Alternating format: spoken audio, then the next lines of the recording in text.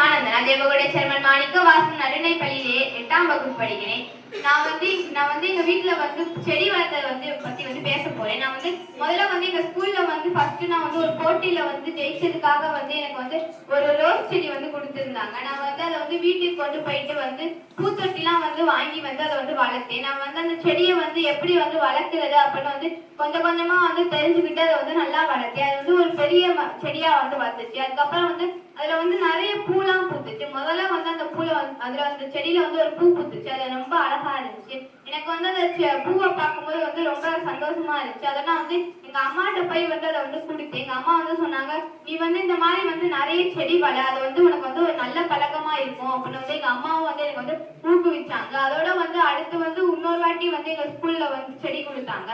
அது ஒரு மரம் இருந்துச்சு. அந்த மரத்தை எங்க வீட்டுல இடம் இல்லாதனால எங்க கோயில்ல போய் நான் வச்சேன். இந்த கோயில வைக்கும் போது எங்க கோயில பராமரிக்கிறவங்க சொன்னாங்க, நீ இங்க செடியை வைக்காத, அங்க அந்த மரம் வளர்ந்துச்சு அப்படின்னா நிறைய இடம் கொட்டும், அதை கூட்டணும் அப்படின்னு சொல்லியிருந்தாங்க. அது மட்டும் இல்லாம நீ அதை பராமரிக்கலாம் முடியாது, உன்னால அதை பராமரிக்க முடியாது அப்படின்னு சொன்னாங்க. நான் சொன்னேன், நான் இதை வளர்த்து காட்டுறேன் அப்படின்னு சொன்னேன். அதோட நான் அதை அங்கேயே வச்சுட்டு என்னோட லீவு நாளெல்லாம் அங்கே போயிட்டு நான் தண்ணிலாம் ஊற்றி நல்லா வளர்த்தேன். அது ஒரு வருஷத்துலயே அந்த மரம் பெருசா வளர்ந்துருச்சு. அந்த மரம் வளர்ந்தோன்னு எங்க கோயில்ல வர எல்லாருமே சொன்னாங்க, பரவாயில்ல, நீ இவ்வளவு பெரிய மரத்தை இந்த சின்ன வயசுலயே நீ வளர்த்துருக்க அப்படின்னு சொன்னாங்க.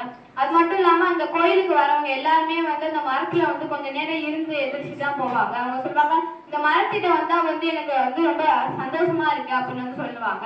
அதோட நீ அந்த மரம் வளர்க்க முடியாது அப்படின்னு சொன்னவங்க என்ன சொன்னாங்க, நீ இந்த மரத்தை முழுசா வளர்த்து முடிப்பேன்னு நான் நினைச்சு கூட பார்க்கல, நீ அந்த மரம் பட்டுரும் அப்படின்னு நான் நினைச்சேன். ஆனா நீ வளர்த்துட்ட, உன்னோட நம்பிக்கையினாலதான் நீ வளர்த்த அப்படின்னு சொன்னாங்க.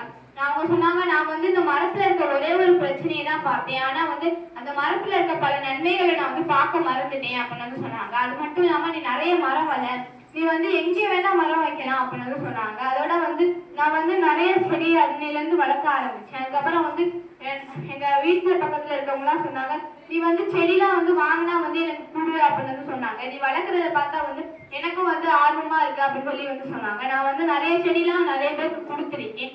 அவங்க அந்த செடியில பாக்கிற பழம் பூ எதுவா இருந்தாலும் முதல்ல என்கிட்ட கொடுக்கும்போது எனக்கு ரொம்ப சந்தோஷமா இருக்கும். நம்ம நிறைய செடி வளர்ப்போம். நம்ம செடி வளர்க்கறதுனால நமக்கு நிறைய ஆக்சிஜன் கிடைக்குது. அது மட்டும் இல்லாம நம்மளோட தலைமுறைக்கும் அது ஒரு நல்ல வழிமுறையை வழி கொடுக்குது. அதுவும் இல்லாம நம்ம எல்லாரும் செடியை பராமரிச்சு இன்னையில இருந்தே நம்ம செடி வளர்ப்போம். நம்ம ஒவ்வொரு செடி வளர்க்கும் போது அது நம்மளுடைய எதிர்காலத்துக்கு